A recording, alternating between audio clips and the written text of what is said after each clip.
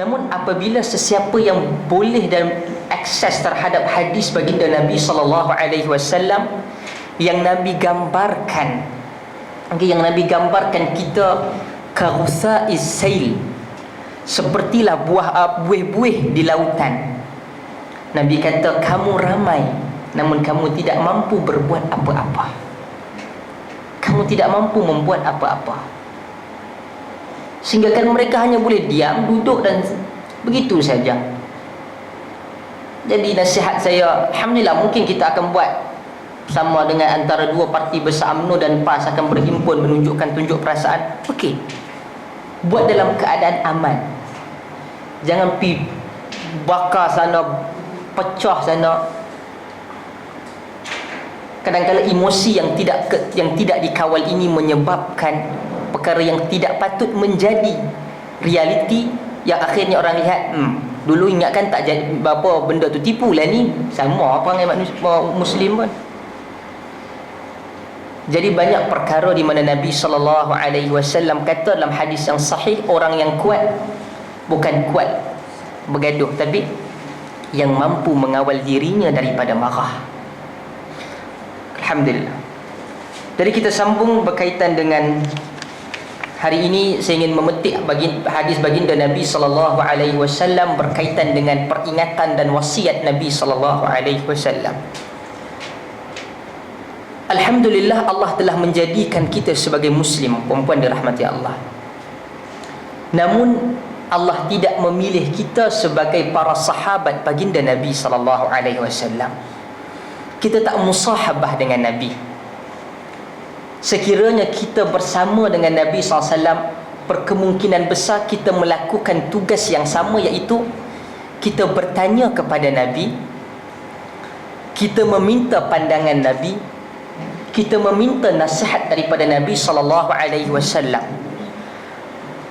Para sahabat yang duduk dengan Nabi, mereka selalu datang, ya Rasulullah, dullana alal khair, tunjukkan kami terhadap perkara-perkara baik, tunjukkan kepada kami perkara yang membawa kami ke dalam syurga.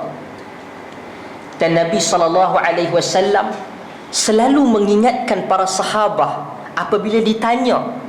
Sekiranya Nabi tidak bertanya sekalipun, mereka tidak bertanya kepada Nabi, Nabi sendiri wa huwa harisan, Nabi bersungguh-sungguh memberikan nasihat kepada para sahabat.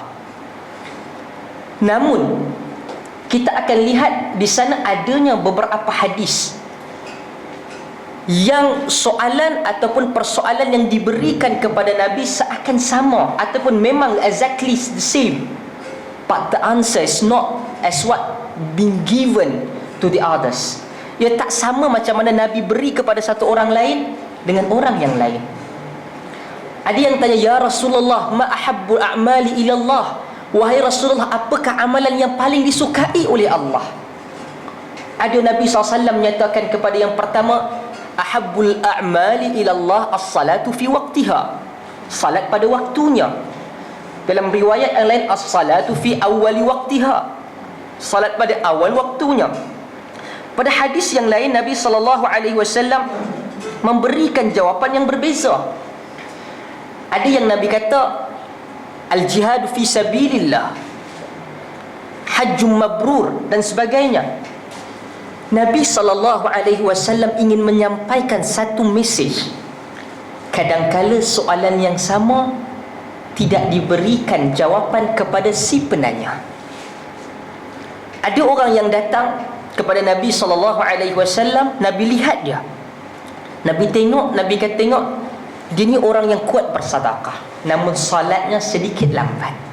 Nabi kata as-salatu fi waqtiha. Mungkin pada orang yang kedua, Nabi tengok salatnya bagus, tetapi bila suruh berjihad, dia agak mungkin lambat sedikit. Nabi kata al-jihadu fi sabilillah. Lihatlah, ketika manusia tidak mempunyai satu disiplin yang khas memberikan nasihat, Nabi telah memberikan satu gaya menasihati seseorang.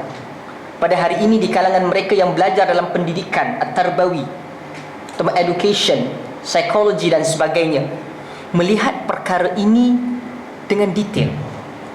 Kalau kita backwards ataupun pergi ke belakang 1400 tahun, kita akan melihat baginda Nabi sallallahu alaihi wasallam merupakan orang yang hebat pada zamannya. Kerana apa? Ketika itu tidak mungkin satu orang boleh tanpa pergi berjalan ke mana-mana dan mampu mendapatkan perkara ini. Jesus, kalau kita ingin buat comparison among all the religions that exist in this world, kita akan melihat bahawa satu-satunya watak yang terhebat baginda sallallahu alaihi wasallam. Mungkin kita nak katakan Nabi SAW hebat di dalam muamalah, kita ada bukti.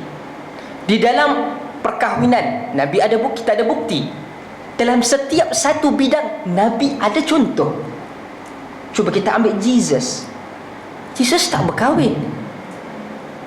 Bagaimana nak deal dengan orang yang keseluruhan hampir satu dunia mengikuti fitrah berpasangan? Bagaimana Jesus deal dengan anak dia? Tidak ada. Bagaimana Jesus pergi kepada para sahabat ataupun hawariyun, kalau di dalam Al-Quran mensifatkan Isa, para sahabat kepada Jesus. Bagaimana pula penceritaan dahulu, mengambil kisah-kisah dahulu dijadikan salah satu daripada tajuk perbincangan mengambil iktibar. Jesus tidak ada. Jadi sebab itu apabila kita melihat Muhammad sallallahu alaihi wasallam, ia akan berbeza dengan pembawa risalah yang lain. Jadi bila Nabi sallallahu alaihi wasallam datang kepadanya seorang lelaki, budak remaja, syab, dia tanya kepada baginda sallallahu alaihi wasallam, dia kata, "Ya Rasulullah, aku nak masuk Islam, tetapi aku tak nak tinggalkan zina." Apa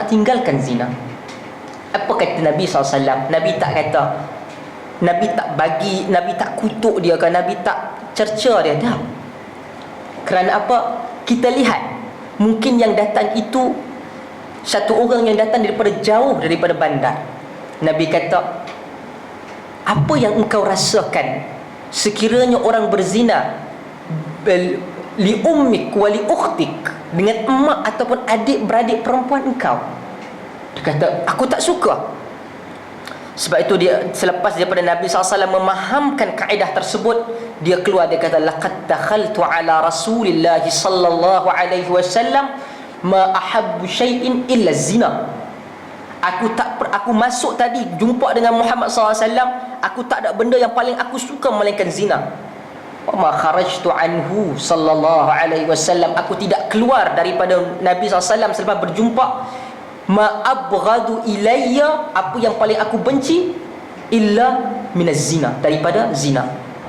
Dia sat masuk, dia sekejap dia jumpa dengan Nabi, dia keluar, dia kata, aku sekarang paling benci adalah zina. Sebab itulah agama ini menitik beratkan terhadap faham, dan Nabi pergi kepada hati manusia yang mungkin saya boleh sifatkan sebagai human touch. Ia bukan sahaja kita bercakap dengan manusia untuk mengetuk jiwa hati dia, tetapi di sana adanya peranan Nabi sallallahu alaihi wasallam secara literal menggunakan human touch, di mana Nabi sendiri memegang adanya physical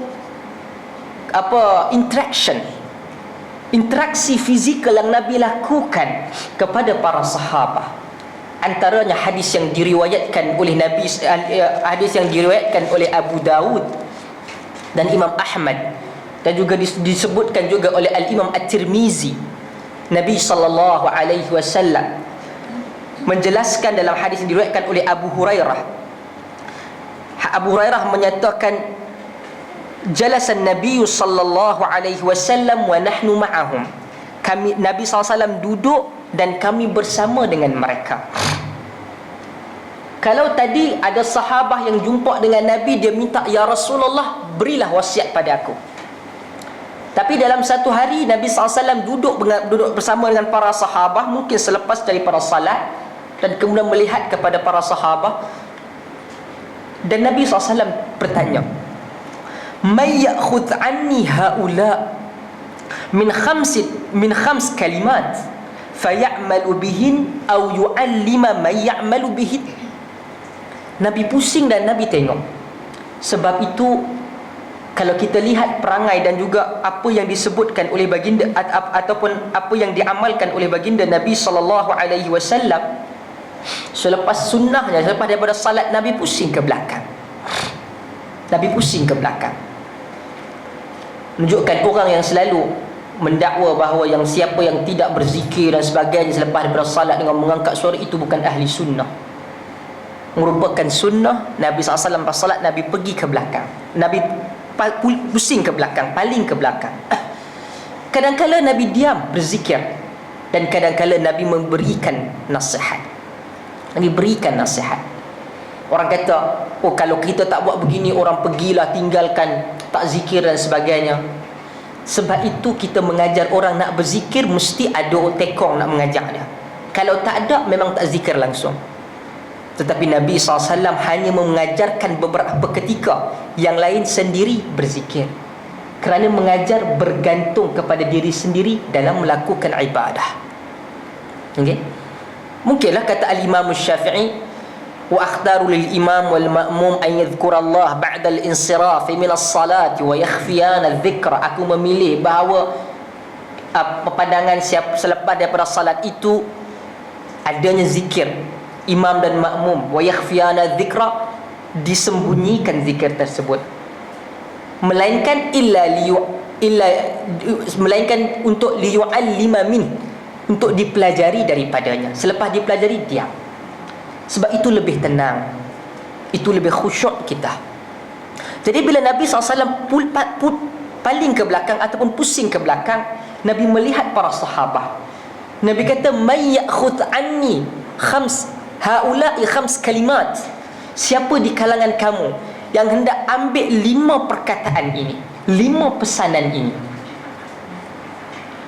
ya'malu bihin, untuk dia amalkan, atau au yu'allima man ya'malu bihin, ataupun mengajar kepada mereka yang hendak amalkan. Nabi SAW tanya, siapa nak ambil perkataan ini? Dia sendiri nak amalkan, ataupun dia hendak mengajarkan kepada orang lain mengamalkan dia?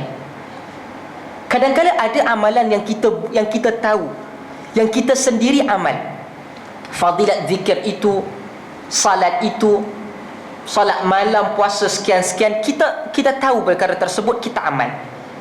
Kadang-kadang ada perkara yang baik yang kadang-kadang di luar daripada kemampuan kita. Nabi SAW sebut, siapa yang membina masjid, membana masjidan, banallahu lahu baitan fil jannah. Siapa yang membuat ataupun membantu ataupun membina masjid, Allah akan buat baginya rumah di syurga. Siapa yang boleh keluar-keluar pergi buat masjid, melainkan orang tu kaya sungguh. Kadang-kadang kita tak tahu, tapi bila kita tahu ini, kita pergi kepada orang-orang yang kita rasa dia ada kemampuan buat perkara tersebut. Ada kemampuan buat perkara tersebut.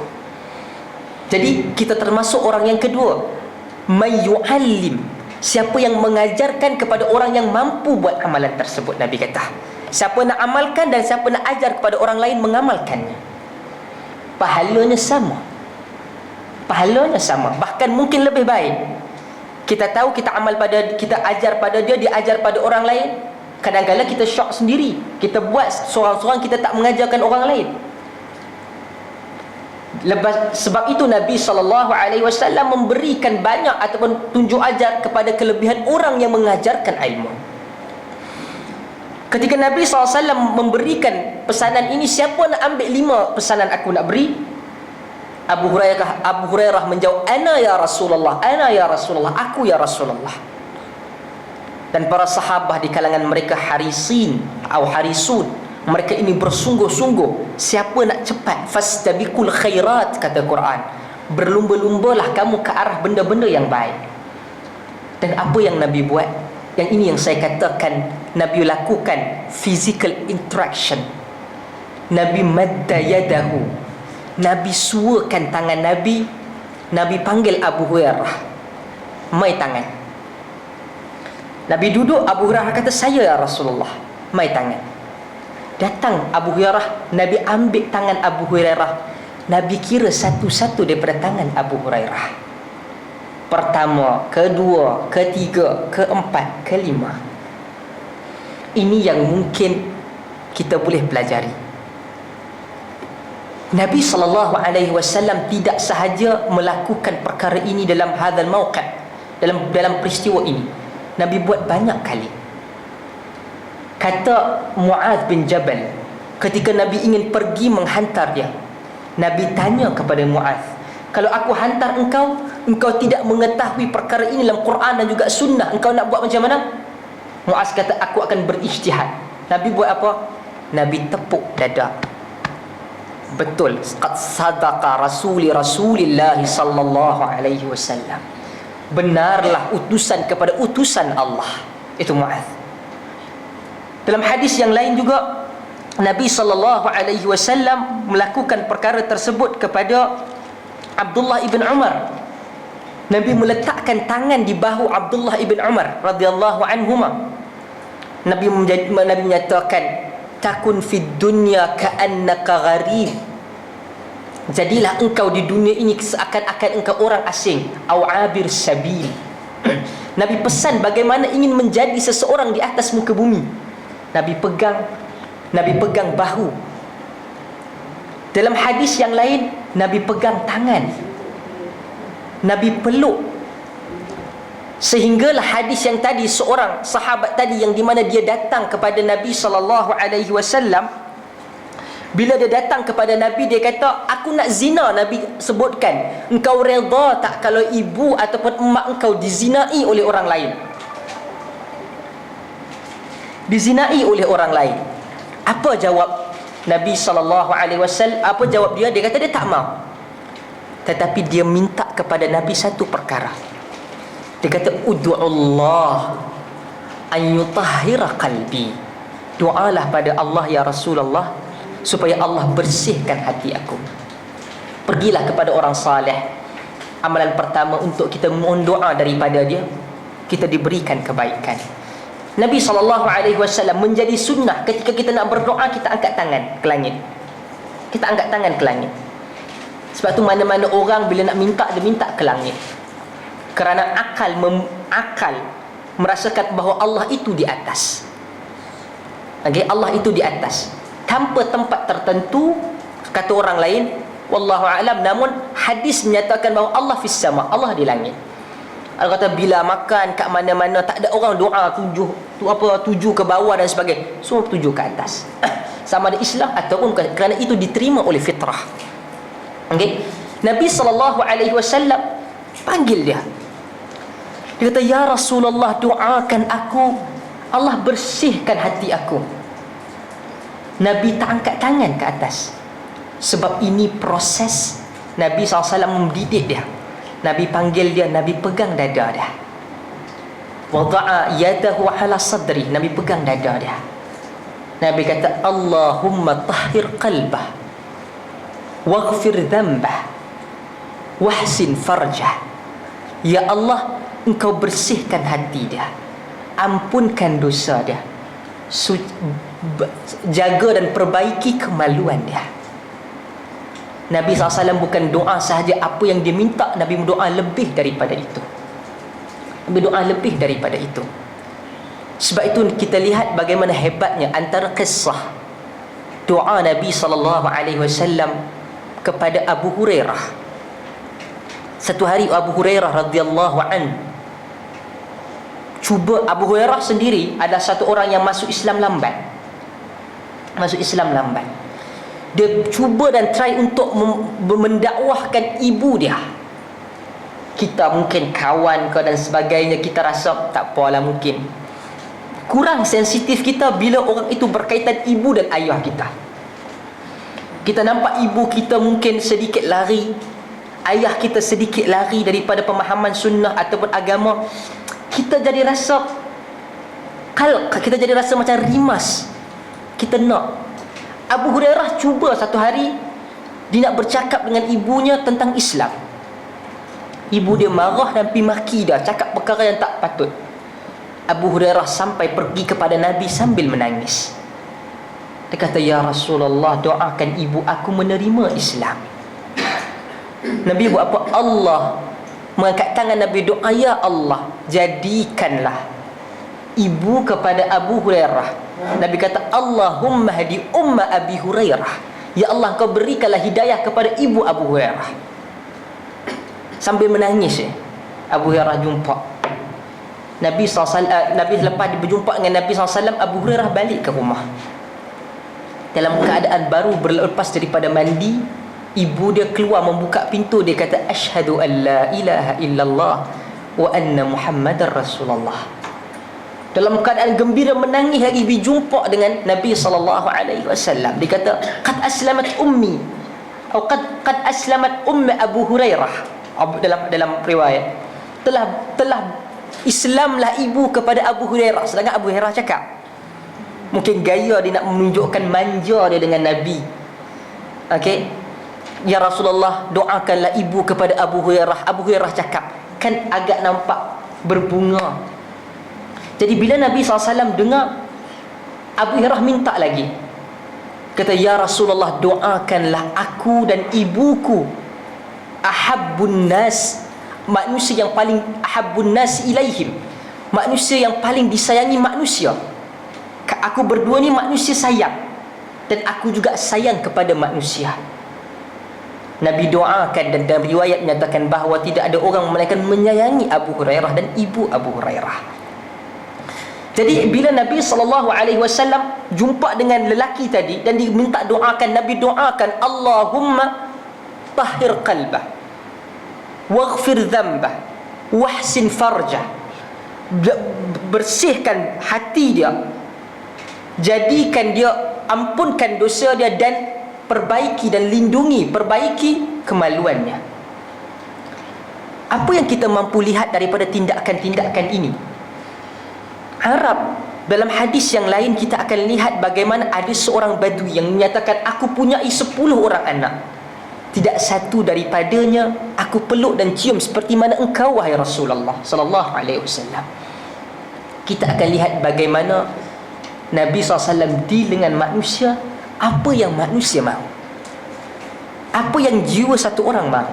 Kita tengok anak kita, kita tengok kawan kita, kita kata, Syekh, rokok ni haram, Syekh. Apa rokok? Mungkin dia nampak bergurau. Cadangan saya, kita salam dia, kita salam dan kita peluk, kita bisikkan, semoga Allah jauhkan enta daripada api dunia dan api neraka. Apa yang kita rasa ketika kita salam dan kita peluk dia? Moga Allah Ta'ala menjauhkan enta daripada api dunia di tangan ini dan juga api neraka. Kita cuba. Kalau dia marah tak apa. Ada manusia pun tak reti nak malu. Okay? Sebab tu Nabi SAW kata, idza lam tastahi fasna' ma syi't. Kamu tak tahu malu, buatlah apa yang kamu nak. Sebab itu kita lihat bagaimana kita jumpa dengan anak saudara ke, ataupun orang-orang yang mungkin anak kita, cucu kita. Kita kata, adik, jangan buat benda tu.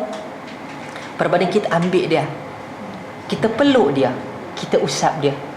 Allah tak suka cakap benda tak baik ni. Allah tak suka cakap benda tak baik ini.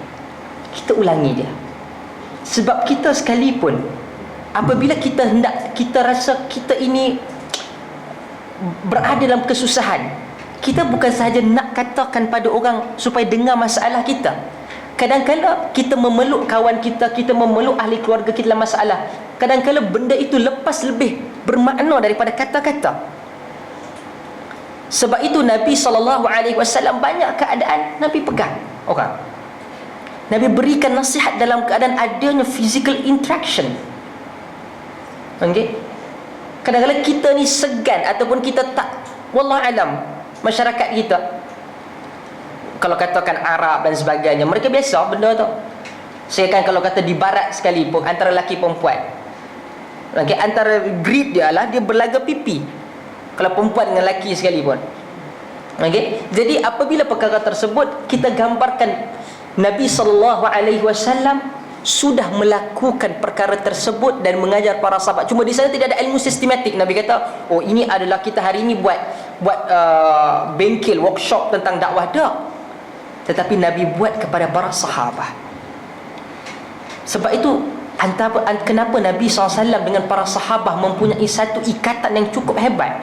Bukan sahaja ia kerana Allah Ta'ala mewajibkan kita mayangi Nabi, tetapi mereka merasakan perkara tersebut dekat dengan Nabi. Sebab kalau kata ia sahaja arahan daripada Allah, salat juga arahan daripada Allah. Oleh kerana kita tidak mempunyai satu ikatan perasaan antara kita dengan Allah dan kita dengan Nabi, salat pun kita rasa tak apa asal lagi. Tetapi ketika Nabi SAW berlaku krisis antara Nabi dan isteri-isteri Nabi, dalam hadis yang disebutkan antara rawinya adalah Umar Al-Khattab menceritakan bagaimana dia berjumpa dengan Hafsah. Dia kata, apa dah jadi dengan Rasulullah sampai Rasulullah tak mau jumpa hampa ni?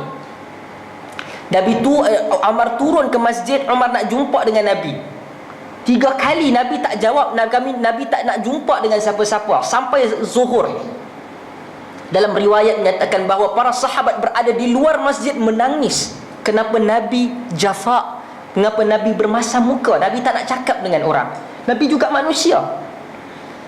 Bagaimana katakan kita punya satu kawan yang menangis, yang dalam keadaan kita nampak dia sedang ditimpa musibah, kita duk menangis sekali. Kawan kita kata bercerai, kita duk sakan pun menangis sekali dengan dia. Mungkin tidak ada, kita mungkin kesian dengan dia, tapi tak ada sampai tahap begitu.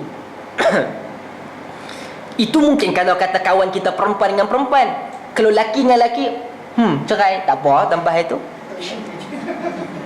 Tapi tidak ada Rasulullah dengan isteri-isterinya bermasalah. Sahabat yang lelaki di dalam masjid menangis bersama dengan para sahabat lain. Apa nak jadi dengan Rasul ni? Siapa yang melukakan hati Rasul? Bayangkan, adakah walaupun Allah Ta'ala mewajibkan di langit bahawa di bumi adanya wakil Allah, Rasul SAW, untuk mesti menyayanginya, namun hati dan perasaan bukan satu perkara yang boleh dipaksa. Tapi tidak ada seorang pun para sahabat melainkan mereka menyayangi Rasul melebihi daripada jiwa mereka sendiri. Nabi sakit, mereka derita. Bukan sahaja Nabi ada magic stick, Nabi pegang, hampa sayang kat aku, tak. Tapi lihatlah bagaimana Nabi bermuamalat dengan manusia. Bermuamalat dengan manusia. Apa kata Nabi SAW? Nabi menyatakan, ketika Nabi mengambil tangan Abu Hurairah, Abu Hurairah kata, adda khamsan, Nabi kira satu-satu tangan daripada tangan aku. Kita ada kawan contoh. Sebab apa? Bila riwayat ini, antara cara Nabi SAW untuk ikat seseorang itu dengan agama, Nabi jadikan mereka ini istimewa. Semuanya ada part di dalam hidup Nabi SAW. Abu Hurairah diberikan nama kerana dia paling suka dengan Hirrah, dengan kucing.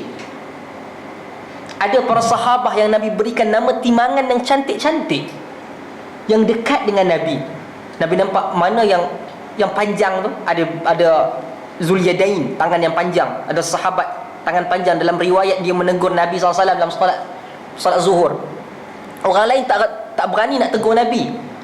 Zulyadain di tangan yang panjang. Kalau kita tangan panjang, maksud dia mencuri. Dia memang physically tangan dia panjang. Jadi dia tanya, semua kan diam. Abu Bakar diam, Umar diam. Mungkin ada wahyu baru, zuhur sampai 5 rakaat. Nabi SAW diam. Tapi Nabi mungkin rasa ada satu benda tak kena. Zulyadain tanya, dia kata, ada wahyu lain ke? Berubah syariat ke? Tak ada, Nabi kata. Siapa tambah? Itu, dan Nabi SAW mengingatkan dan mengajar bagaimana untuk menegur imam ketika salah. Okey. Jadi Nabi SAW ambil tangan Abu Hurairah, dia kata yang pertama, Nabi kata, ittaqil maharim takun ahbadan nas. Takutlah kepada maharim, jamak kepada muharram, atau benda-benda yang diharamkan, ataupun benda yang muharram atau maharim.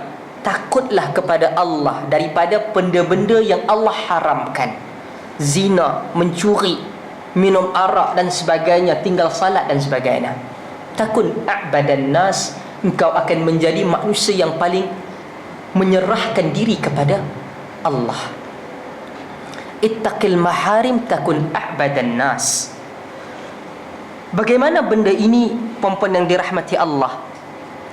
Kita takut ataupun kita lari daripada benda-benda yang diharamkan oleh Allah Subhanahu wa taala, kita menjadi orang yang paling menyerahkan diri, mengabdikan diri kepada Allah. Sebab itu hadis ini memberikan isyarat kepada kita bahawa menyerahkan ataupun ubudiyah kepada Allah bukan sahaja taat melakukan perkara yang baik, kita salat kita dan sebagainya, tetapi ia juga memberikan isyarat bahawa meninggalkan sesuatu itu yang haram, meninggalkan sesuatu daripada perkara yang haram juga adalah antara form of kita menyerahkan ataupun ibadah kita kepada Allah. Sebab itu untuk kita hidup, kita kata buatlah benda ini. Nabi SAW diberikan wahyu yang kedua.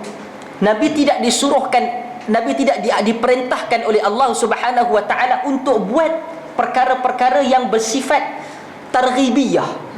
Buat salat dapat sekian, buat puasa dapat sekian. Tak. Allah kata apa? Ya ayyuhal muddathir qum fa'anzir. Wahai orang-orang yang berselimut, bangkit dan berilah peringatan. Di mana Nabi SAW diarahkan supaya jangan buat ini, jangan buat itu, jangan sembah ini, jangan sembah itu. Maka Nabi SAW menyatakan, ittaqil maharim takun a'badan nas, takun a'badan nas. Al-Imam Ibnul Jauzi dalam Saidul Khatir memberikan pandangan terhadap kisah Nabi Allah Yusuf dengan memberikan satu kesimpulan. Kisah Nabi Allah Yusuf, siapa yang baca, bagaimana selepas daripada adik-beradik Nabi Allah Yusuf buang dia dalam telaga dan diambil, sampailah dia diberikan ujian oleh Allah Subhanahu wa taala dalam kisah dengan Imra'atul Aziz, dengan isteri kepada Al-Aziz itu. Nabi Yusuf alaihi salatu wassalam diberikan ujian terhadap orang yang ingin berzina dengan dia. Wastabaqal baba wa qaddat qamisahu qudda min duburin wa alfaya sayyidaha ladal bab qalat ma jazaa man yaf'alu dhalika, sehingga akhir ayat dan juga akhir kisah yang panjang tersebut. Kata Al-Hafidh Ibnul Jauzi yang Saidul Khatir, ia memberikan, menzahirkan ubudiyah Yusuf kepada Allah. Dia lari daripada maksiat yang mudah-mudah dia boleh ambil. Sebab itu mungkin kita senang, kita duduk di satu kawasan, saya pernah sebut, kita duduk di kawasan mungkin di Masjidil Haram, di Masjidil Nabawi, kita merasakan zauq untuk melakukan ibadah. Sebab keseluruhan benda, tak ada benda kita jalan, tak adalah amoy pakai sekarat, tak ada. Kita pergi sana tengok, adalah gambar-gambar yang menaikkan hawa nafsu, tak ada. Tetapi apabila kita duduk di kawasan manusia yang tidak saleh, namun kita menjadi orang yang saleh. Sebab itulah kata Al-Hafidh Ibnul Jauzi, ia menzahirkan nilai ubudiyah kita kepada Allah. Al-Imam Al-Ghazali dalam Ihya menyatakan antara nilai sabar itu adalah sabar melakukan ibadah dan sabar untuk jauh daripada maksiat. Kita nampak ibadah, kita buat ibadah. Namun apabila ia bertembung dengan perkara yang kita merasakan ada kenikmatan dunia, ia tidak mudah, puan-puan yang dirahmati Allah.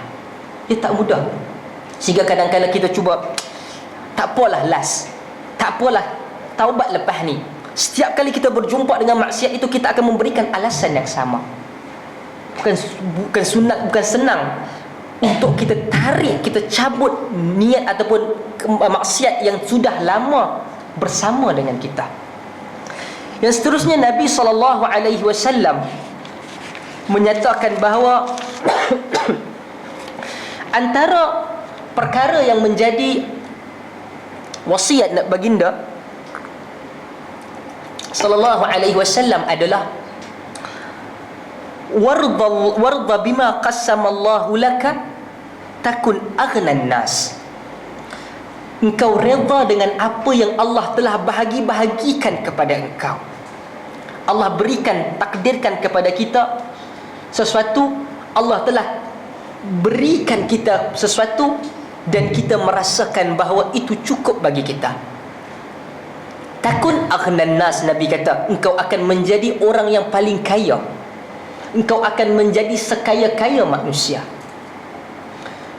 Allah Subhanahu wa ta'ala telah mentakdirkan apa yang baik bagi kita dan apa yang buruk bagi kita. Dan perkara tersebut pun mempunyai ruang untuk berubah-ubah. Tetapi isu dia apabila kita melihat kepada apa yang Allah berikan kepada orang lain, kita sedih. Kita tengok, oh dia ada ni, aku tak ada tu. Dia lebih ni, aku kurang ini.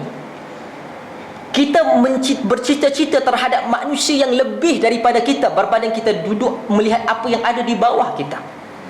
Sebab tu Nabi SAW dalam hadis Muslim, Nabi kata, unzuru ila man dunakum, dalam riwayat ila man asfala minkum. Lihatlah siapa daripada mereka yang bawah daripada kamu. Fi amri dunia, dalam urusan dunia. Wala tanzuru ila man fawqakum, dan janganlah kamu melihat kepada siapa yang berada di atas kamu, kerana ia akan mengurangkan kesyukuran kamu terhadap nikmat Allah. Ada di kalangan para ulama yang Allah uji macam-macam. Mungkin kehilangan tangan, dia akan kata alhamdulillah, sekurang-kurangnya Allah memberikan aku satu lagi. Bukan Islam kata jangan bersedih kalau hilang benda itu, benda ini. Tak. Jiwa kita bersedih, tapi kalau setiap hari mengenang apa yang telah hilang, apa yang telah tiada daripada kita, tak jadi hidup. Betul kita susah hati. Namun agama memberikan jalan, ataupun hadis-hadis ini memberikan peringatan kepada kita, pujuk hati kita. Jangan sekadar hidup ini untuk berduka nestapa. Siapakah yang merasakan bahawa dia hidup dengan duka nestapa dia tu saja, dia sudah enjoy dengan hidup dia? Tak. Bahkan hidup dia menjadi lebih buruk daripada apa yang dirasa. Jadi baginda Nabi SAW menyatakan, warda bima qassamallahu lak, dan engkau reda terhadap apa yang Allah telah berikan kepada kamu. Takun aghnan nas, engkau akan menjadi sekaya-kaya manusia. Sekaya-kaya manusia. Allah kata, wala tamuddanna aynaika ila ma matta'na bihi azwajan minhum zahratal hayati dunya linaftinahum fih wa rizqu rabbika khairun wa abqa. Dalam surah Taha ayat 131 Allah menyatakan, wala tamuddanna aynaik, jangan engkau jatuhkan pandangan engkau, ila ma matta'na bihi azwajan minhum, apa yang kami berikan daripada nikmat kepada kelompok-kelompok kufar, yang mana Allah kata untuk menguji mereka. Dan Allah menyatakan bahawa warizqu rabbika khairun wa abqa, sesungguhnya kebaikan ataupun rezeki di sisi Tuhanmu itu lebih baik dan juga kekal. Sebab tu oleh kerana tamak, kadang-kadang banyak jalan yang salah kita rempuh. Banyak benda-benda yang kita nak tamak. Allah alam, saya jumpa dengan, saya buat visa hari Jumaat lepas. Saya buat visa di Wisma MCA di Ampang. Saya jumpa dengan satu orang pelajar. Dia minta tajaan marah. Dapat rakam malu dengar orang marah. Saya nak kata, saya dengar bukan sekali, 3-4 kali orang jumpa benda yang sama. Mereka hantar borang untuk orang nak belajar. Pelajaran marah, dia kata hilang borang. Sedangkan dia kata saya ada lagi salinan cop. Ni saya kata betapa tidak efisiennya staf-staf kerajaan. Kita menjadi satu negara ataupun bermasalah, kurang efisien ataupun produktif kerana yang pertama, benda macam ni lembab dan juga tidak bertanggungjawab. Yang kedua, kita terlalu ramai, bebanan kita kerana staf terlalu ramai. Okay? Kalau staf terlalu ramai, produktif, tak ada masalah. Dahlah ada jawatan ini, penasihat itu, penasihat ini. Contohlah kalau kata Perdana Menteri, ada penasihat agama, Nanti ada menteri agama, kemudian ada JAKIM, Jabatan Agama. Kadang overlap dia punya function, ataupun dia kadang arahan itu kata ini kata tu. Satgi Jabatan Agama overlap dengan majlis agama. Allah, yang duduk majlis itu bukan sikit gaji saja tak apa, allowance itu, allowance kerakyat, allowance suka hati dan sebagainya. Saya terkejut bila dia kata, saya tanya banyak kali, betul tidak? Dia kata betul. Dan ini yang menyebabkan berlakunya banyak masalah. Dia kata dia dah hantar 4 bulan lepas borang. Saya tak minta, ada pok-pok yang lain nak minta kat saya. So minta jadi bila dia telefon kat saya, okey ya, saya kata uruskanlah. Kalau nak buat tak dapat tak apa. Dia call, saya marah sebab dia call boleh tidak, betapa tidak hormat dia call sambil makan. Saya tahu dia makan, saya tak dengar. Saya mungkin ada program apa di sini, saya dalam, saya ingat lagi dia duduk, saya angkat telefon, saya kata apa tak dengar. Kemudian dia habaq kat orang yang buat urusan saya. Dia kata Ustaz Hafiz marah. Kata saya tak marah, nak reject aku pasal aku ambil Islamic Studies, tapi jangan kurang ajar sambil makan. Awak buat urusan kerajaan dengan kita, awak makan sambil telefon. Kisah, because my mom tu alam staf kerajaan. Dan kemudian dia kata, budak ni dia kata kesian. Sama, dia kata dia tolong untuk dapatkan visa tu, dia top up lah sana sini untuk dapatkan. Dia kata, dia kata hilang dia. Taman kami letak. Ni dia nak terbang, kemasukan dia pun nak ke UK. Kemasukan bulan ni, hujung bulan ni atau bulan depan. Nak proses tu, yang cuti raya memang tak ketuan hala. Nak minta 2 minggu cuti lepas raya. Dah tahu orang nak pergi. Lepas saya apa dok? Tak cerdik sangat minta raya, minta cuti sampai panjang-panjang. Bukanlah kita marah, dak. Tapi anda berada di tempat yang memerlukan keputusan yang cepat. Lepas tu buat alasan, ketua pengarah, timbalan ketua pengarah kami cuti pergi umrah. Bukanlah aku marah hampir umrah. Tapi dok pi time ni pasal apa? Takkan tak boleh let go pada orang lain yang boleh buat keputusan. Alasan-alasan begitu, takkan nak marah orang pergi umrah. Bukan masalah pergi umrah, masalah hang tak efisien. Itu adalah kita marah. Dia kata sebab dia minta cekkan kat dalam dekat kawan-kawan dia, telefon suruh cek, ada. Tapi nak cepat minta 1 ataupun 2% daripada pinjaman yang kami bagi. Saya kata, hampa kalau jahat nak buat begini, buat pada orang bisnes boleh masuk akal. Ni budak nak pergi belajar. Budak nak pergi belajar. Terang-terang kan. Kerja jahat orang-orang kerajaan. Saya kata sebab saya tak pernah kata macam ni kat orang di public. Tetapi kita marah bila kita tahu dan kita pernah rasa bagaimana tempat itu. Orang nak pergi belajar minta 1-2%. Kalau dulu, sekarang tak tahu. Kalau dulu untuk master setahun marah tak tanggung lebih kurang 280,000.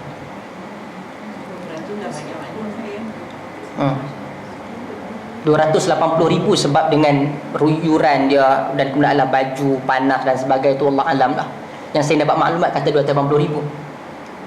Lihat bagaimana keadaan manusia. Sebab kita apabila kita nampak, sebab tu saya kaitkan, kita nak buat benda baik, okey. Tapi bila kita nampak di sananya ada ruang untuk kita melakukan kejahatan, sama ada kita nak ambil ataupun tidak. Manusia.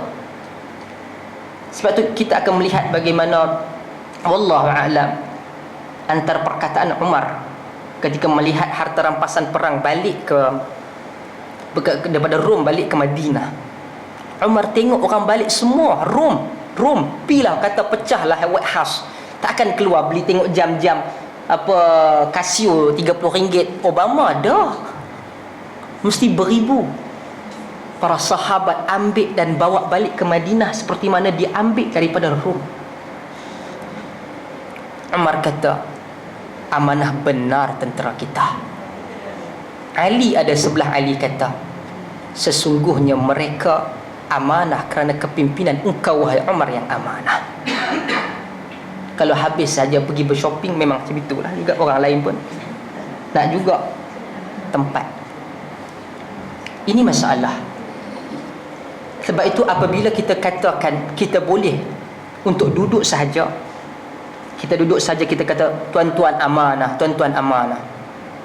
Tapi tuan-tuan ataupun puan-puan dirahmati Allah, bila kita duduk di kerusi itu, kita akan terbayang ada parti yang pernah memerintah di kawasan pantai timur yang sudah jatuh pun diberikan satu penggal. Orang-orang politik pergilah duduk dengan mereka. Tak sampai setahun, perempuan, walaupun berlambang berlogokan parti Islam, rumahnya dibesarkan, keretanya ditukar, meetingnya kalau dahulu di tempat-tempat biasa sahaja, nak duduk dah hotel 5 star. Sebab itu saya quote daripada sahabat dan juga guru ketika saya duduk di UK, Profesor Dr. Ahmad Adam, Profesor Emeritus Dr. Ahmad Adam. Melayu ini ada budaya sorong dia. Ia bukan apa parti engkau, tapi bilakah opportunity itu untuk diterima. Ada parti juga di Selangor yang sedang memerintah, yang dahulu kata macam-macam, tapi bila ada program, orang kawan-kawan dia juga beri kontrak. Janganlah saya katakan. Sebab tu kita memerlukan kepada politik aspirasi baru, bukan melihat kepada logo sahaja. Ia mungkin bermasalah bila kita pilih satu orang dan dia mewakili satu parti. Dia akan bermasalah bila dia terpaksa tunduk dan patuh kepada parti dia. Tapi kita yang memilih siapakah orang yang bagus, bukan saja kepada parti. Untuk mendesak parti tersebut mengemukakan calon yang hanya bagus saja, yang berintegriti. Yang tua-tua, yang backwards punya idea ni buang dan juga pergi retire kan. Sebab itu kita memerlukan satu kekuatan baru yang bukan hanya terhadap hamasah ataupun semangat, tetapi intelek manusia. Sebelum kita pergi kepada banyak benda, saya tidak pernah pada awal menyentuh banyak perkara, melainkan apakah asas-asas kepada pemahaman agama. Keterbukaan. Saya sebut pada kuliah yang pada minggu lalu berkaitan dengan bagaimana orang di kalangan sufi yang berjumpa, yang menyatakan bahawa dia seakan tertipu di dalam ni kerana tok guru sufi ni pergi ambil duit banyak. Kalau sahabat tahu, saya buat kes-kes yang lalu, bagaimana ada tokoh-tokoh sufi yang duk pergi beli jubah semita 1,000 di Dubai, naik kereta Bentley satu hari 5,000. Kata setiap ada malam-malam dia berjumpa dengan Nabi. Nabi bagi tunjuk kat dia macam mana nak tulis buku, apa tajuk-tajuk buku. Tu saya kata hebat dia. Bukan dia jumpa Nabi, Nabi melutut datang jumpa dia setiap malam. Jumpa bukan mimpinya, jumpa yaqazah. Jumpa dengan Nabi begitu. Yaqazah means face to face, dalam keadaan hidup. Lepas tu kita katakan kita mengajar dalam agama ini membesarkan dua, Allah dan Rasul, bukan manusia. Kritiklah siapa sahaja, kita ada adab. Okay? Sebab itu kritikan kepada orang yang mengajar anda untuk mengurangkan level, mentakdiskan dia, mensucikan dia. Mensucikan dia. Sebab itu apabila kita bukan saja salatlah, puasalah, tetapi ada dua benda yang Quran ajar, al-amru bil ma'ruf wan nahyu 'anil munkar. Kita nak buat benda ma'ruf, kita buat dan kita arahkan orang buat. Tapi ada mungkar, bukan sahaja. That's why kenapa Allah letakkan dua, supaya kita juga bukan saja buat benda baik, ittaqil maharim, takutlah kepada Allah benda-benda ini. Dan juga kita merasakan bahawa Allah telah mentakdirkan sesuatu yang baik kepada aku. Dia selama mana dia duduk di jawatan clerk ataupun kerani itu, dia tak pernah kebulu pun. Tapi kerana apa? Kerana dia merasakan bahawa dia nak lebih daripada itu. Nabi sebut warda bima qassamallah, redha dengan apa yang Allah beri pada kamu. Allah beri pada kamu. Sebab itu apabila kita tak reda dengan apa yang Allah beri, kita pegang satu benda, kita tengok kereta kita, kita tengok, tak padan dengan aku, rasa boleh dapat, mana nak cari lubang ni nak dapat lagi. Perempuan kalau diguna 1-2%, kalau dia minta 10% lagi, beban cik, saya kan bayar. Kata 1-2%, orang kata tak apa. Sebab ada kawan, ada juga orang yang kedua jumpa dengan saya, benda yang sama. Dia kata, tak kisahlah 1-2%. Dia nampak? Sebab dia desperate nak belajar, dan dia perlukan ada masa. Tadi 1-2%, tak apalah. Kalau itu dibuat seorang, kalau dia buat 10,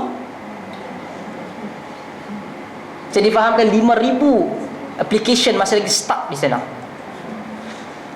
Ya, duit habis nak beli raya. Jadi ketika orang dalam keadaan yang desperate, dia boleh ambil, dia buat macam ni. Wardallahu bima qassamallah, warda bima qassamallah. Engkau reda terhadap apa yang Allah berikan pada kamu, takun aghnan nas, engkau akan menjadi sekaya-kaya manusia. Lihatlah manusia-manusia sebegini, kita akan lihat dia bukan saja hilang kekayaan dunia, jiwa dia akan menjadi manusia yang sentiasa merempat dan juga hanya meminta kepada manusia. Sebab itu di kalangan para sahabah, ketika dia minta kepada Allah, ketika mereka bersama dengan Nabi SAW, Nabi minta bai'ah mereka. Antara bai'ah mereka kepada Nabi adalah wala tas'alin nas, jangan engkau meminta-minta kepada manusia. Meminta-minta kepada manusia. Nabi SAW menyatakan, para sahabat menyatakan, Nabi minta kepada kami supaya berbai'ah kepada baginda, tak minta kepada manusia. Sebab tu hadis juga menyatakan, yadun, tangan yang di atas itu khairum min yadin sufla, lebih baik pada tangan yang di bawah.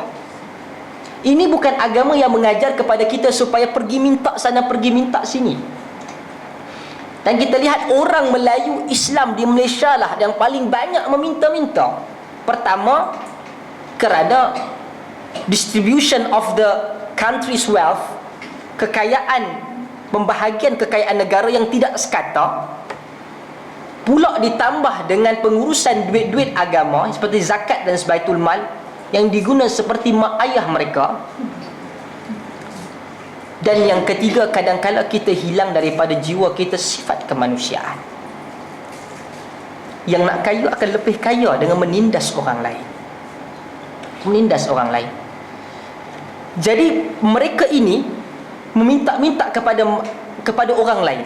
Sedangkan para sahabat menyebut, kami dilarang oleh Nabi SAW daripada meminta kepada manusia. Sehingga kata Auf bin Malik al-Ashja'i, kunna inda Rasulillah sallallahu alaihi wasallam 9 atau 8 atau 7 faqal ala tubayyi'una Rasulullah hadithi ahda bi bai'atihi faqulna qad bay'naka ya Rasulullah thumma qala ala tubayyi'una Rasulillah sallallahu alaihi wasallam faqulna qad bay'naka ya Rasulullah thumma qala ala tubayyi'una Rasulullah sallallahu alaihi wasallam. Nabi tanya 3 kali.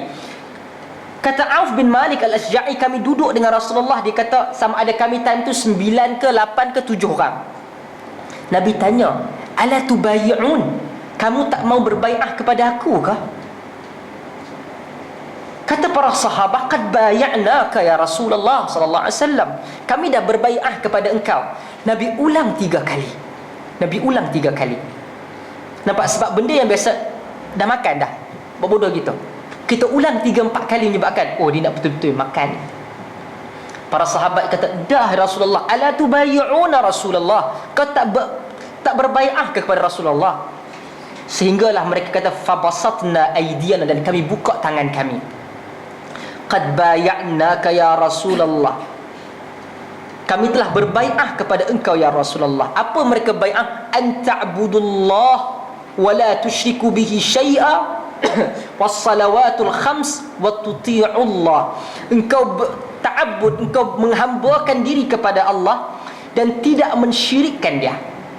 Nampak? Nabi SAW tidak pernah pergi kepada satu, melainkan Nabi pergi kepada kedua-dua perkara yang merangkumi isu tersebut. Pertama, anta'budallah, engkau menyembah Allah. Ada tak orang yang keadaan menyembah pergi sembah orang lain? Ada. Dan Nabi kata wala tusyriku bihi syai'a, dan engkau mensyirikkan Allah. Bermaksud satu saja. Ada orang pergi, kita bermaksud Nabi pergi jami' dan mani', menyeluruh dan halang perkara tersebut daripada masuk unsur-unsur yang lain. Sembah Allah dan jangan syirikkan Allah. Wassalawatul khams, salat 5 waktu. Ini bai'ah. Ini bai'ah para sahabat kepada Nabi. Wa tuti'ullah, dan engkau taat kepada Allah. Dan apa panjang, dan Nabi kata wala tas'alun nasa syai'a, dan engkau tidak meminta-minta daripada manusia sesuatu. Siapa nak minta? Allah Subhanahu wa ta'ala. Bukan bermaksud adalah benda kita minta kawan kita tolong, oh maksud kau syirik. Dah. Tidak begitu. Tetapi mereka ingin menyatakan bahawa sehinggalah iman mereka tidak bergantung kepada manusia sekalipun. Dan kata Auf, falaqad ra'aitu ba'da ulaika an-nafar yasqutu saut ahaduhum fala yas'al ahadan yunawilahu iyyah. Bahkan selepas daripada perkara tersebut, selepas mereka berbai'ah kepada Nabi, ada beberapa mereka yang duduk bersama kami di kalangan 9 ataupun 8 ataupun 7 tadi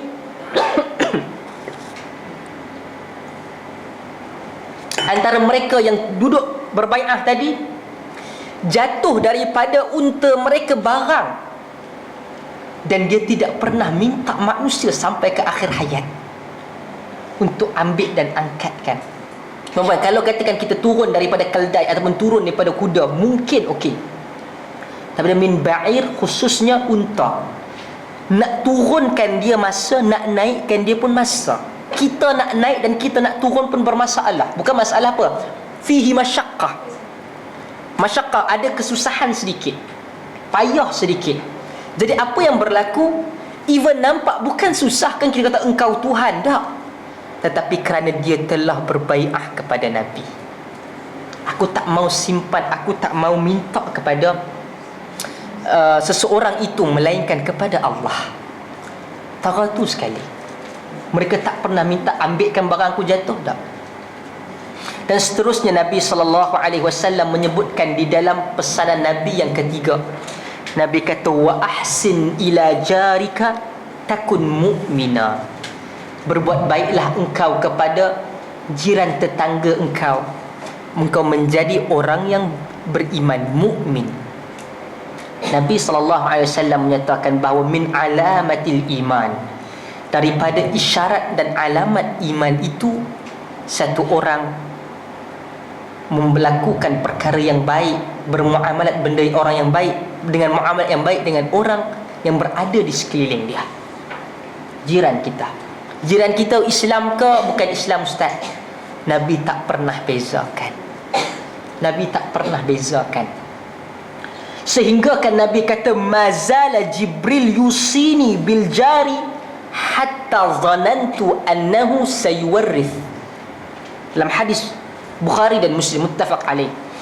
Kata Nabi SAW, sehinggalah Jibril itu Jibril itu senantiasalah memberikan peringatan kepada aku terhadap jiran, sehingga aku menyangka jiran itu akan mewarisi harta aku.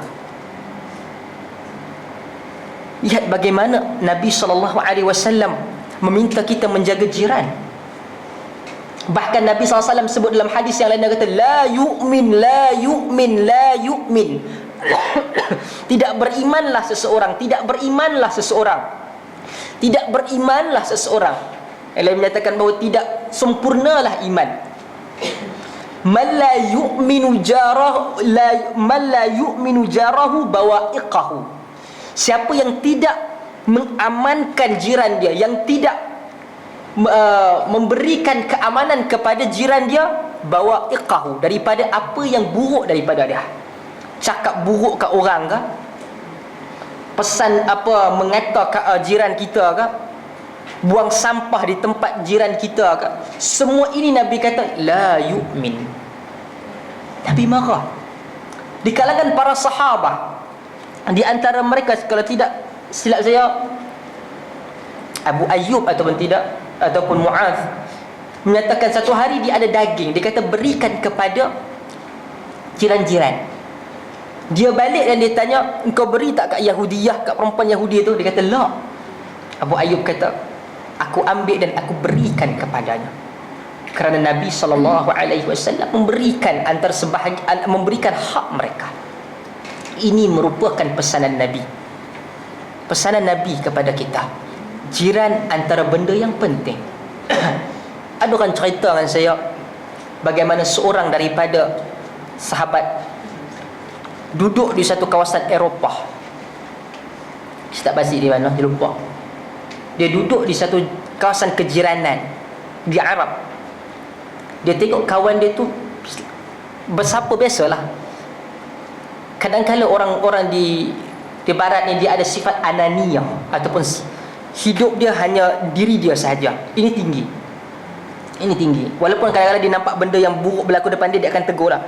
Tetapi untuk dia dengan jiran-jiran, kadang-kadang untuk the modern lifestyle, dia tak interact dengan orang lain. Sebab tu kita akan lihat beza kita dengan di Malaysia. Kalau kita di Malaysia, kadang anak sampai umur 30 kita tak lepaskan luar rumah, kan? Umur 20. Tetapi di barat, kebanyakan mungkin tahu, umur 16 tahun, 18 tahun adalah satu jangka masa umur dia kena keluar daripada rumah. It's quite shameful kalau dia tak keluar. Satu benda memalukan kalau dia masih still duduk bersama dengan parents. Kalau kata dia duduk dengan parents sekalipun, dia akan bayar sewa kepada mak dan ayah dia. Itu benda biasa. Jadi hidup dia apa yang boleh memuaskan diri dia. Satu hari dia duduk, dia berjiran dengan kawan dia, dengan jiran dia tu, Mak Saleh kira kafir, bukan Islam. Dia tengok ada, setiap pagi dia hantar surat khabar, newspaper, dia letak. Orang akan ambil lah kalau kata ada. Dia tengok 2-3 hari surat khabar paper tu ada di depan pintu. Kata kenapa? Dia tanya jiran yang lain, dia kata dia ada urusan di luar negara 2 bulan. Setiap hari dia akan ambilkan dan dia susun setiap dia susun setiap hari mengikut turutan dia, tertib dia. Lepas pada 2 bulan dia balik, dia sabarlah. Dan juga dikata apa khabar dan sebagainya, dia bagi kata, ini selama 2 bulan surat khabar. Dia kata, kau buat pasal apa? Dia kata, aku memang tolong kan. Berapa kau nak charge aku benda ni? Dia kata, tak. Dia kata, oh mungkin kau baca kot. Kata, tak, aku beli juga.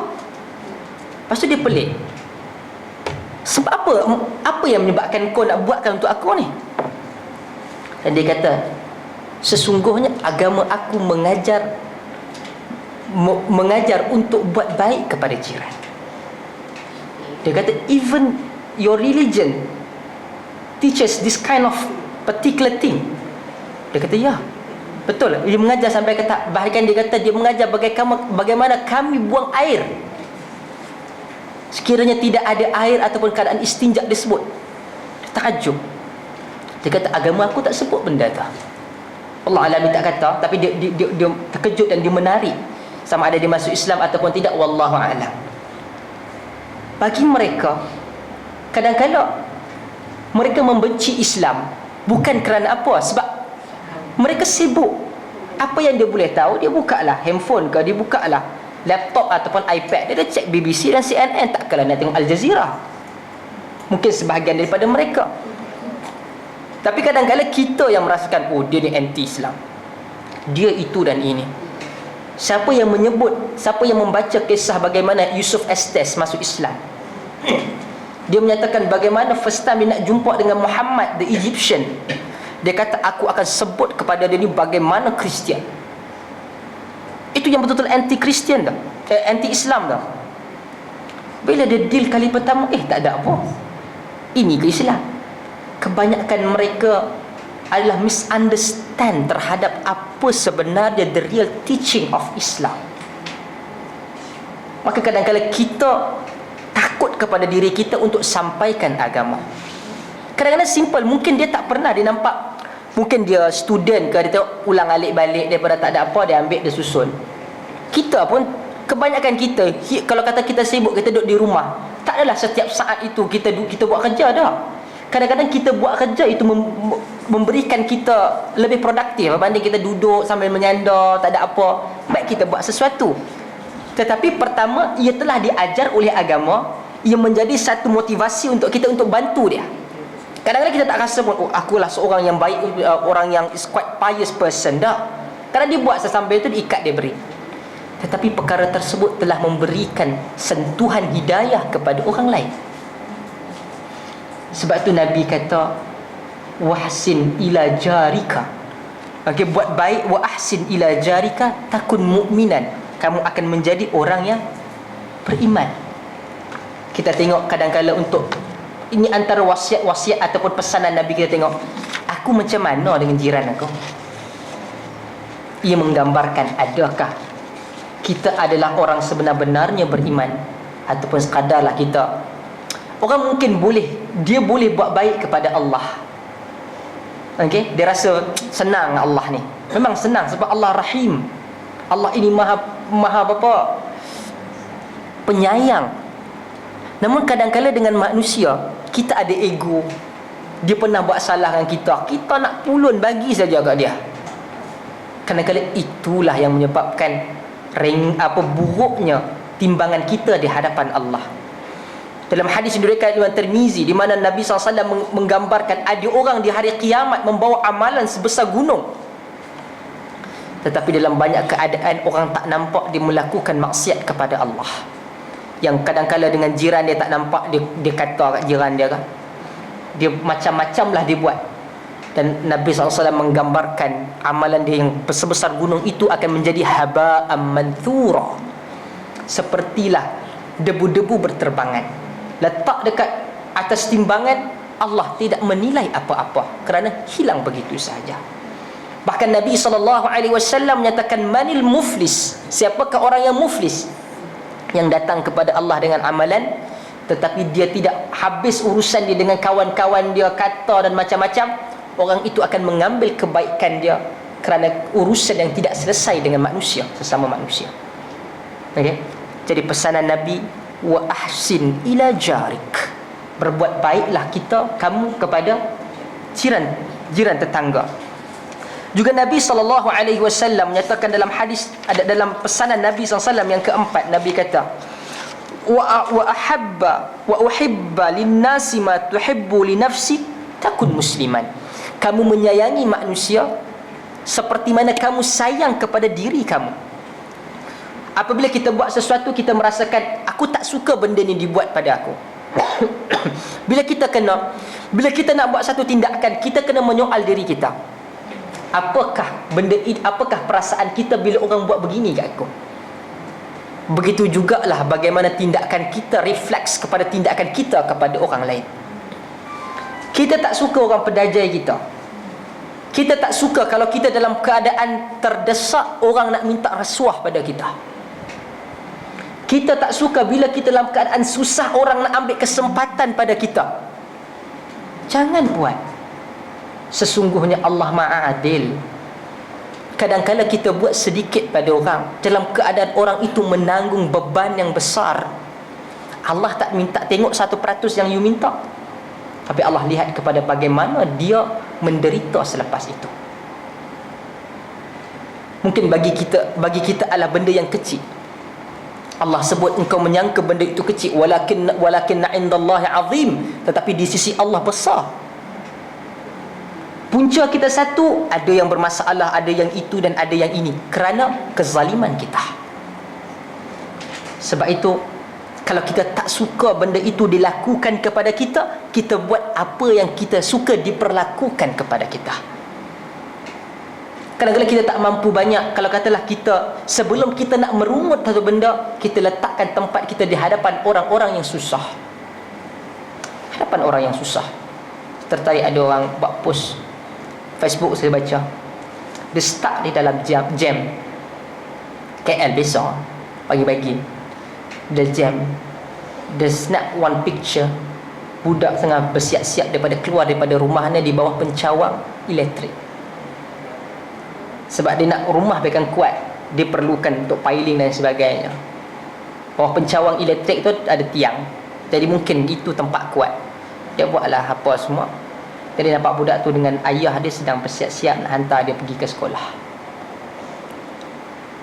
Ketika kita merasakan banyak nikmat kita telah merasai, ataupun kita merungut kita kekurangan itu dan ini, lihatlah kepada benda-benda sebegini. Kalau kita lihat, tengok aku berada di kalangan itu, apakah yang aku harapkan adalah bantuan daripada orang. Bantulah semampu mungkin.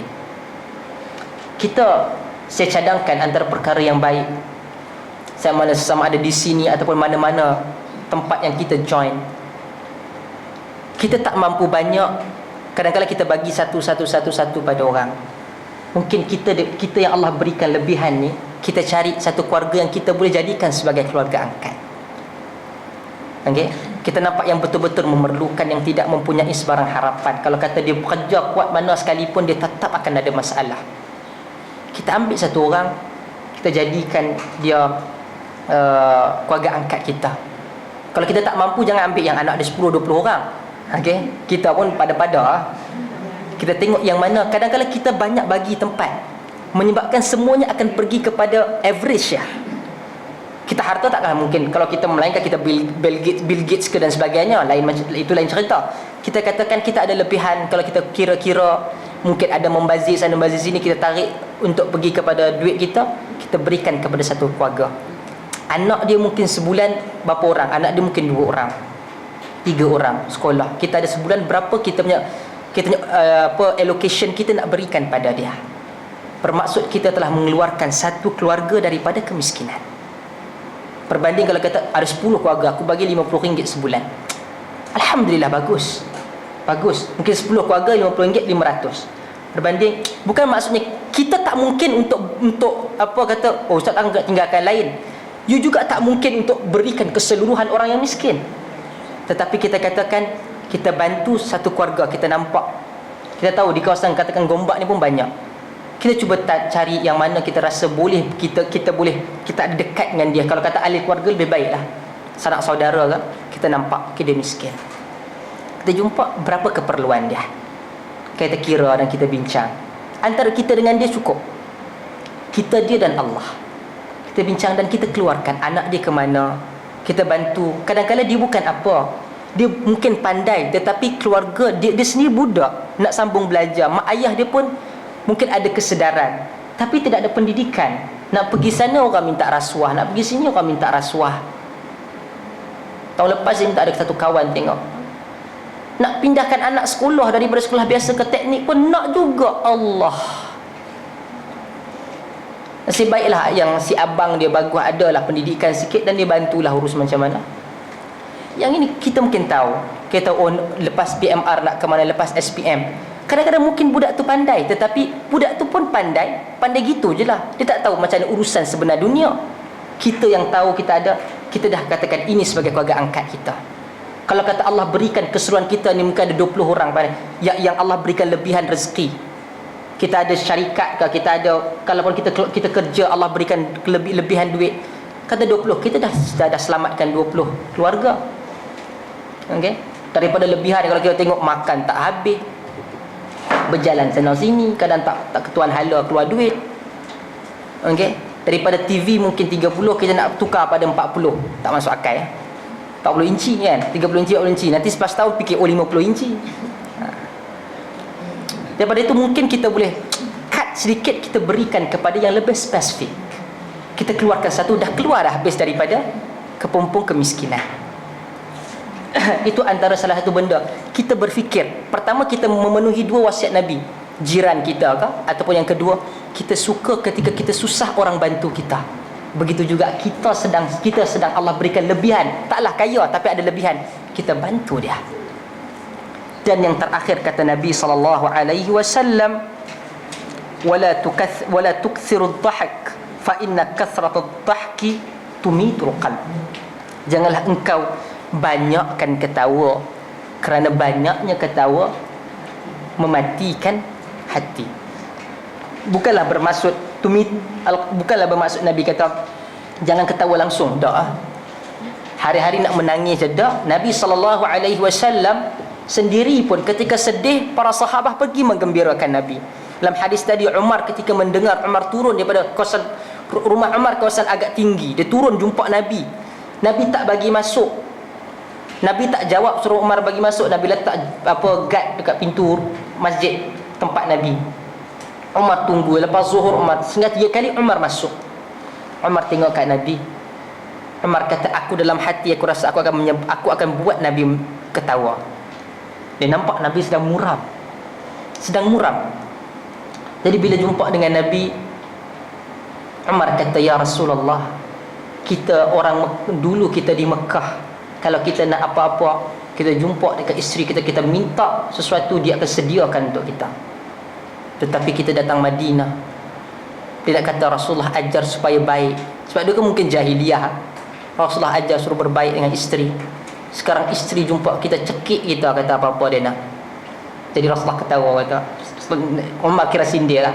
Nabi tak boleh buat apa. Kalau Arab kasar, tapi bila datang Nabi, Nabi kata talattuf. Sebaik-baik orang, sebaik-baik lelaki itu adalah mereka yang paling lembut dan ada rahmat dengan keluarga dia. Kalau marah, Nabi tak suruh pukul. Marah-marah kita, apa yang berlaku, Nabi tak nak ada sebarang benda yang lebih to make the situation worse. Jadi Nabi keluar daripada kawasan kemarahan itu. Sebab tu bila kita nak bergaduh dengan orang, kita ada masalah keluarga, jangan duduk kata kita bergaduh dengan laki kita, atau laki kita gaduh dengan laki tu bergaduh dengan bini dia. Ini tak ada makna seduit pun bagi aku.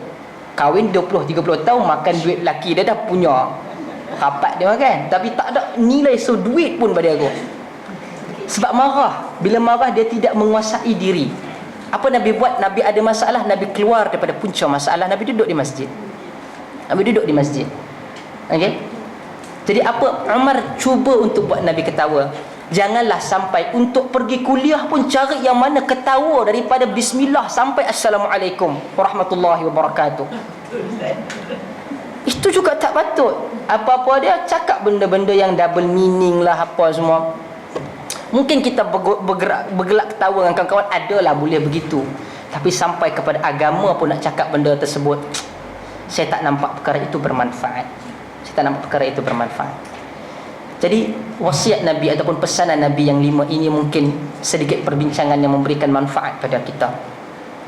Jadi saya merasakan setakat itu dulu.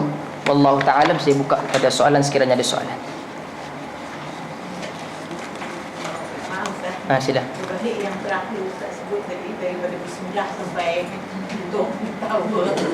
Tapi itu yang menyanyi orang datang kan.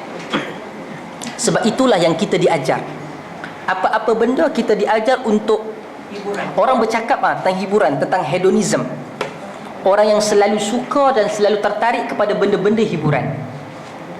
Kita juga kadang-kadang kita menyatakan, kita persalahkan hiburan apa dia? Menyanyi, lagi apa, menari, drama, filem dan sebagainya. Kita semua sedang tarik benda-benda ini masuk ke dalam agama. Sebab tu saya sebut dalam kuliah yang lalu, kita tak perlu menarik orang-orang yang bergelar artis ini, untuk masuk dan menjadi ustazah. Dah. Suruh dia bergerak di dalam bidang hiburan dia tu, tetapi dalam tunjuk ajar agama. Dia nak menyanyi dengan tara ataupun tahap yang agama tentukan. Tidak masukkan lirik-lirik yang syirik ataupun yang melampau, ataupun tidak berkelakuan atau berpakaian yang tidak sopan. Okey? Ataupun katakan dia berlakon, memberikan satu kesan ataupun buat lakonan yang menyebabkan orang ada manfaat, buat cerita hantu, buat cerita cinta. Walaupun saya tak bersetuju dengan banyak benda-benda yang datang daripada Iran, tetapi banyak filem-filem dia yang bagus. Antaranya yang pernah mendapat anugerah iaitu shoes ataupun kasut. Hanya kerana apa? Dia bercita-cita, kisah dia menarik. Budak ni berusaha nak berlari sebab dia nak mendapatkan kasut. Dia miskin, dia tak ada kasut. Dia nak beli kasut, tak ada duit, tapi ada pertandingan yang hadiah dia kasut. Tetapi pihak penganjur menukar pada waktu akhir. Okey. Hadiah pertama dari kasut kepada hadiah kedua kasut. Hadiah pertama dapat permainan PS3 macam tu, tidak silap saya. Jadi dia dah berlatih berbulan, berminggu, berbulan-bulan untuk dapat kasut tu untuk hadiah pertama. Jadi bila hadiah tu hadiah kedua, takkan dia nak paksa orang lari ke depan, sedangkan dia dah lead nombor 1. Sampailah akhirnya dia sampai ke akhir, dia dah sedih, dia menang nombor 1 sebab hari tu tak dapat kasut. Menarik. Jalan cerita dia menarik. Tak ada lah orang pergi bercium, orang kata cinta, aku rindu engkau, aku ikat dan cinta engkau kerana Islam. Hanyalah dengan nama Islam sikit, lepas tu watak dan sebagainya, sama je. You tasjih orang supaya pergilah dengan perempuan, dengan lelaki perempuan macam mana. Cuma yang perempuan ni pakai tudung, yang ni tapi romantik dia sama. Lihat contoh Hindustan. Ada beberapa kisah-kisah ataupun filem-filem yang saya tengok, yang berbanding lain tak tengok lah. Antaranya yang dibuat oleh Amir Khan, dua-dua kisah, Three Idiots ataupun Tari Zamipa. Saya ingat dua kisah ni bagus. Yang pertama kisah berkaitan dengan budak tak reti baca, lambat baca atau apa nama, jadi masalah lambat baca. Okey, tapi kadang-kadang dia tak boleh baca, tapi dia hebat budak tu melukis. Tipikal kita biasalah akan pukul budak ni bodoh lah, lembab, sedangkan dia ada bermasalah kesihatan, autistik ataupun apa, autistic. Okey, kids autism. Jadi bila masalah tu, tapi ada cikgu yang baru, yang muda ditukarkan ke sekolah tersebut, Amir Khan kisah, dia ajar budak tu mana yang dibagus. Budak tu lukis sepertilah benda itu di hadapan. Tapi sekolah kita, even India ataupun di sini, apa yang bagus, apa yang A, bahasa Melayu, sains, matematik, tak melihat bahawa di sana juga ruang untuk budak boleh jadi bagus. Tak semua begitulah, ada yang bagus guru, alhamdulillah. Cuma dia sebutkan benda itu bagaimana keadaan sebenar. Dan juga yang kedua, kisah The Three Idiots, bagaimana semuanya pergi pada engineering, apa nak A sahaja. Sampaikan di India, purata membunuh diri dalam masa 10 minit seorang kerana tekanan. Tapi apa masalah, dia manusia ramai je tau kan? Tapi itu gurau saya lah, tak ada masalah. Tapi kita katakan bahawa cerita tersebut tak menggambarkan secara langsung tentang kisah-kisah begini, tapi manfaat dia banyak ataupun tidak? Banyak. Kenapa kita tak boleh pergi kepada itu? Walaupun kita nak meniru, okeylah, benda yang baik. Pergi duduk kat orang agama, belajar agama, pergi masuk ke bidang agama, you bercakap dengan latar belakang begitu, akan banyak masalah.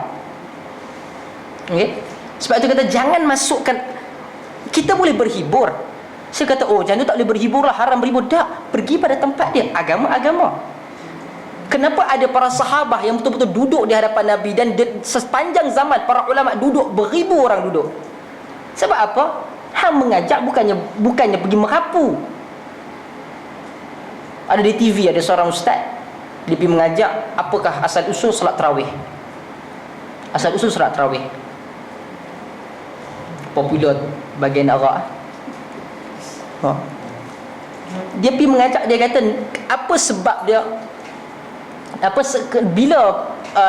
kenapa namanya tarawih, apa sebab dinamakan tarawih. Sebab Nabi salat waktu malam, salat di bulan Ramadan, tarawih kan waktu rehat. Jadi Nabi salat, dan Nabi salat ada sahabat, dan sahabat letih, dia pergi tawaf. Tidak pernah Ramadan dilakukan di Masjidil Haram. Sebut tu bagi ulama besar. Sebab apa? Anda Anda tidak tepat dalam menyatakan perkataan. Anda suka-suka hati petik daripada mana yang anda suka. Dan kedua, nak bercakap tentang akidah adalah satu benda yang paling bosan. Sebab apa? You tak menarik sebut tentang akidah. Apa yang wujud lawan wujud, tidak wujud. Antara tidak wujud, mustahil tak wujud, kewujudan dia begitu. Ada jirim, ada jisim. Macam mana saya pun tak tahu jirim dan jisim. Saya duduk di sekolah, di kampung saja. Apa beza jisim dan jirim? Bezanya S dengan R. Cakap kepada manusia apa yang manusia. Khatibun nas ala qadri uqulihim. Berbicaralah dengan manusia dengan kadar akal mereka. Boleh masukkan, kadang-kadang kita melawak, tapi setiap perkataan mesti diselangi oleh lawak. Letih. Kita pun telah menhedonismkan agama kita dalam keadaan kita menghalalkan atas nama agama. Okay. Wallahu ta'ala alam. Saya tak ada soalan lagi. Okay.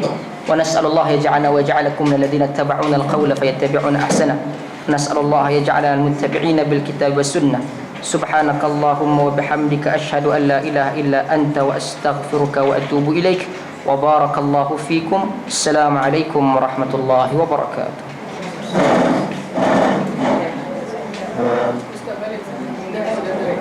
Lagi insyaAllah tunggu visa minggu ni insyaAllah.